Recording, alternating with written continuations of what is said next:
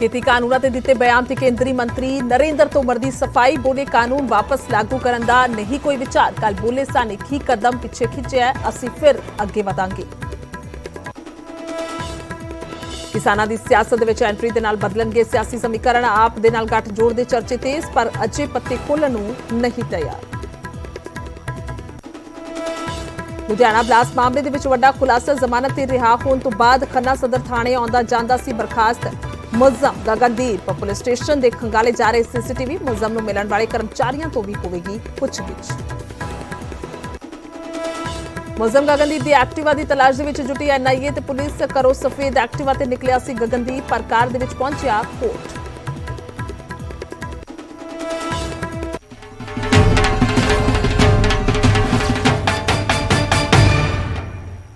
सत श्री अकाल। बुलेटिन दे विच बहुत-बहुत स्वागत है। मैं तुहाडे नाल गुरजोत। खबरां दी शुरुआत सब तो पहला खेतीबाड़ी मंत्री तो करांगे, जिन्हां दे वल्लों बीते दिन एक बयान दिता गया सी पर जिस दी सफाई अज पेश की जा रही है। सो केंद्रीय खेतीबाड़ी मंत्री नरेंद्र तोमर दी सफाई सामने आई है।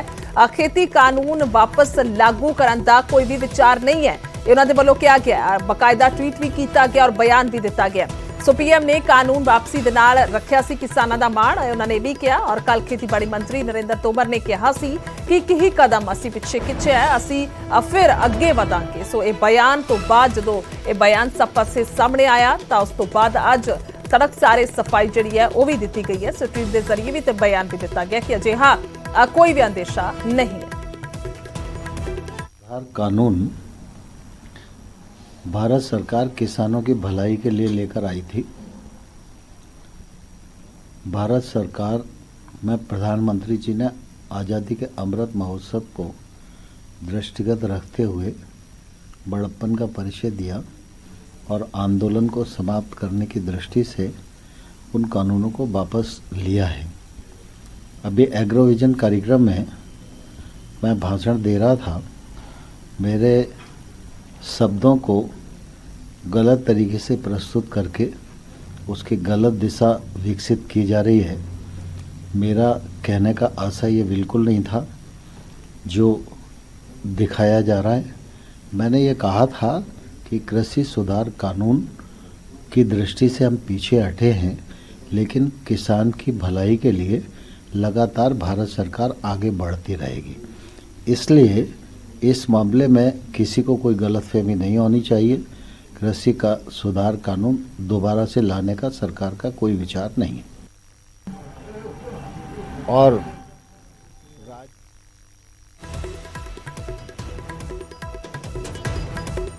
तो बयान दिता गया कि अजिहा कोई भी साडा मंतव नहीं सीगा और मेरे बयान नूं गलत तरीके दे नाल पेश किया गया, गलत तरीके दे नाल सामने लिया गया, जबकि अजिहा कोई भी मेरा मकसद नहीं सी।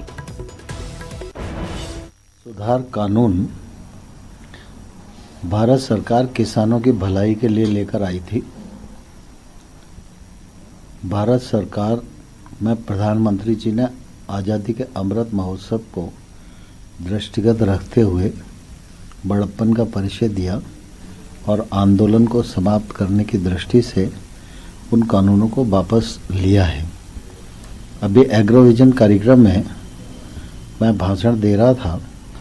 मेरे शब्दों को गलत तरीके से प्रस्तुत करके उसकी गलत दिशा विकसित की जा रही है। मेरा कहने का आशय ये बिल्कुल नहीं था जो दिखाया जा रहा है। मैंने ये कहा था कि कृषि सुधार कानून की दृष्टि से हम पीछे हटे हैं, लेकिन किसान की भलाई के लिए लगातार भारत सरकार आगे बढ़ती रहेगी। इसलिए इस मामले में किसी को कोई गलतफहमी नहीं होनी चाहिए।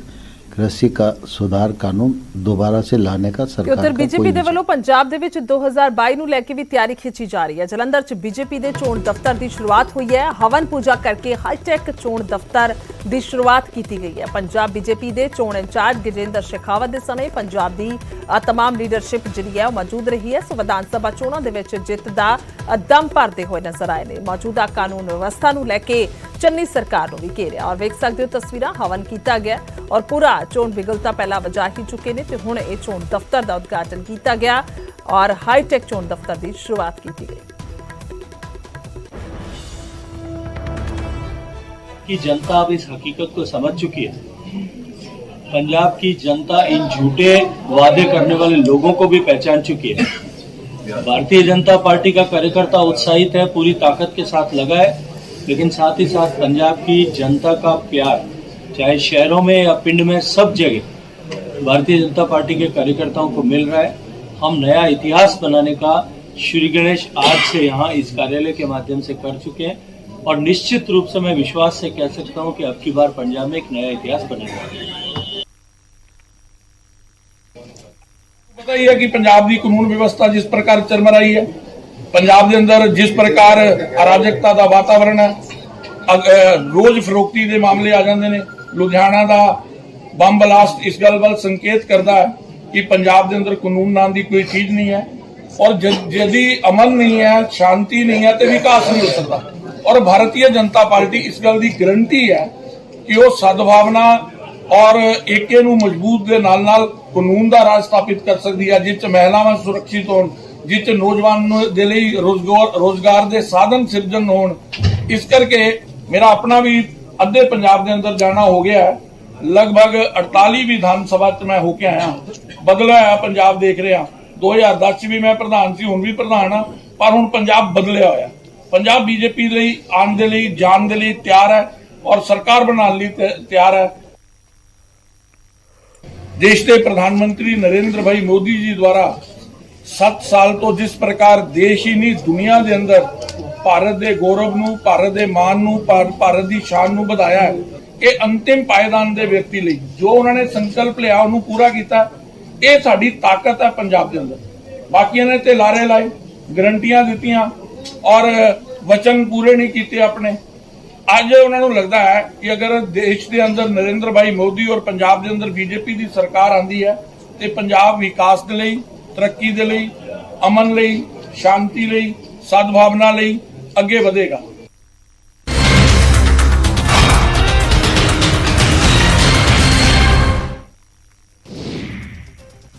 ਕੇਂਦਰੀ ਖੇਤੀਬਾੜੀ ਮੰਤਰੀ ਨਰਿੰਦਰ ਤੋਮਰ ਨੇ ਸਫਾਈ ਦਿੰਦਿਆਂ ਕਿਹਾ ਕਿ ਖੇਤੀ ਕਾਨੂੰਨ ਵਾਪਸ ਲਾਗੂ ਕਰਨ ਦਾ ਕੋਈ ਵਿਚਾਰ ਨਹੀਂ ਹੈ। ਉਨ੍ਹਾਂ ਕਿਹਾ ਕਿ ਪੀਐਮ ਨੇ ਕਾਨੂੰਨ ਵਾਪਸੀ ਦੇ ਨਾਲ ਕਿਸਾਨਾਂ ਦਾ ਮਾਣ ਰੱਖਿਆ ਸੀ।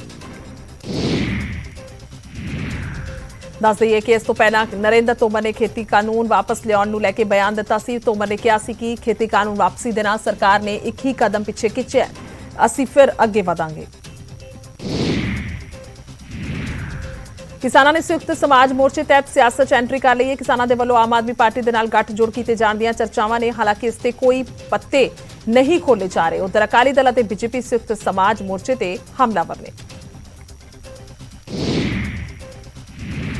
किसान जथेबंदियां दे वालों सियासी मोर्चा बनाउण ते दीप सिद्धू ने किसानां ते तंज कसिया। उन्हां अपने फेसबुक ते पोस्ट पा के लिखिआ, इत्थे मौके इक्को मौके 22 बिल्लियां थैले चों बाहर आईआं ने।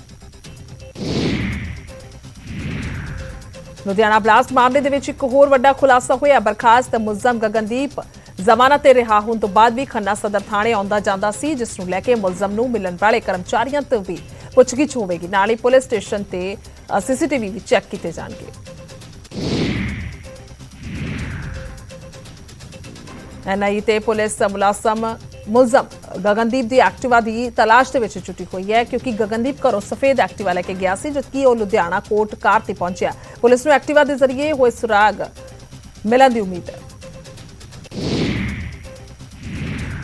दस दिए कि गगनदीप लुधियाना धमाके का मुख्य मुलजम है, जो कि धमाके के दौरान मारिया गया सी। उसकी बांह ते बने टैटू के जरिए पुलिस ने मुलजम की शनाख्त की थी। पंजाब के अंदर सुरक्षा के मद्देनजर पुलिस ने चौकसी वधा दी है। तलवंडी साबो के नाल लगते हरियाणा बॉर्डर से नाकेबंदी करके वाहनों की चैकिंग की जा रही है। श्रोमणी कमेटी ने दरबार साहिब दे विच बेअदबी की कोशिश करने वाले मुलजम का पोस्टर जारी कर दिता है, मुलजम की पछाण दस्सण वाले नूं 5 लाख रुपए का इनाम देने का ऐलान किया। बेअदबी दी घटनावां नूं लैके पंज तख्तां दे जथेदारां दी मीटिंग की हुई है ते होर घटनावां होण दा खदशा जताया गया। जथेदारां ने सरकारां दे प्रबंध ते सवाल चुके ने ते गुरुद्वारा कमेटियां नूं सुरक्षा होर मजबूत करन दे लई किहा। नवें साल दे विच वैक्सीनेशन दा दायरा वधन जा रहा है। 3 जनवरी तो बच्चों की वैक्सीनेशन की शुरुआत हो जाएगी। 15 तो 18 साल के बच्चों को टीका लगाया जाएगा। ਫਰੰਟਲਾਈਨ ਵਰਕਰਾਂ ਨੂੰ ਬੂਸਟਰ ਡੋਜ਼ ਲਗਾਉਣ ਦੀ ਸ਼ੁਰੂਆਤ 10 ਜਨਵਰੀ ਤੋਂ ਹੋਣ ਜਾ ਰਹੀ ਹੈ। ਇਸ ਤੋਂ ਇਲਾਵਾ 60 ਸਾਲ ਤੋਂ ਵੱਧ ਉਮਰ ਦੇ ਗੰਭੀਰ ਬਿਮਾਰੀਆਂ ਤੋਂ ਪੀੜਤ ਲੋਕਾਂ ਨੂੰ ਪ੍ਰੀਕਾਸ਼ਨ ਡੋਜ਼ ਦਾ ਆਪਸ਼ਨ ਦਿੱਤਾ ਜਾਵੇਗਾ।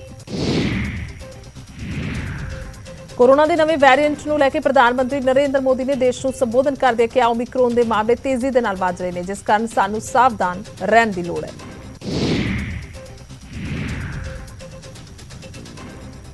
ਪੀਐਮ ਨੇ ਕਿਹਾ ਕਿ ਕੋਰੋਨਾ ਮਹਾਮਾਰੀ ਨਾਲ ਲੜਨ ਲਈ ਸਾਨੂੰ ਲੋੜੀਂਦੇ ਦਿਸ਼ਾ ਨਿਰਦੇਸ਼ਾਂ ਤੋਂ ਹਦਾਇਤਾਂ ਦੀ ਪਾਲਣਾ ਕਰਨ ਦੀ ਲੋੜ ਹੈ। ਇਹ ਕੋਰੋਨਾ ਦੇ ਨਾਲ ਲੜਨ ਦਾ ਪਹਿਲਾ ਹਥਿਆਰ ਹੈ, ਜਦਕਿ ਦੂਜਾ ਹਥਿਆਰ ਵੈਕਸੀਨ ਹੈ। ਦੇਸ਼ 'ਚ ਕੋਰੋਨਾ ਦੇ ਨਵੇਂ ਵੈਰੀਐਂਟ ਦੇ ਕੇਸਾਂ ਦੇ ਵਿੱਚ ਲਗਾਤਾਰ ਇਜ਼ਾਫਾ ਹੋ ਰਿਹਾ ਹੈ। ਦੇਸ਼ ਦੇ ਵਿੱਚ ਹੁਣ ਤੱਕ ਓਮਿਕਰੋਨ ਦੇ 438 ਮਾਮਲੇ ਸਾਹਮਣੇ ਆ ਚੁੱਕੇ ਨੇ। ਕਾਂਗਰਸੀ ਆਗੂ ਰਣਦੀਪ ਸੁਰਜੇਵਾਲਾ ਨੇ ਓਮਿਕਰੋਨ ਨੂੰ ਲੈ ਕੇ ਕੇਂਦਰ ਤੇ ਨਿਸ਼ਾਨਾ ਸਾਧਿਆ ਕਿਹਾ ਕਿ ਮੋਦੀ ਸਰਕਾਰ ਓਮਿਕਰੋਨ ਨੂੰ ਨਜ਼ਰਅੰਦਾਜ਼ ਕਰਕੇ ਦੇਸ਼ ਨੂੰ ਖਤਰੇ ਦੇ ਵਿੱਚ ਪਾ ਰਹੀ ਹੈ। ਉਹਨਾਂ ਕਿਹਾ ਕਿ ਮੋਦੀ ਸਰਕਾਰ ਦਿਸ਼ਾਹੀਨ ਅਗਵਾਈ ਤੇ ਬਿਨਾਂ ਸੋਚ ਵਾਲੀ ਸਰਕਾਰ ਹੈ।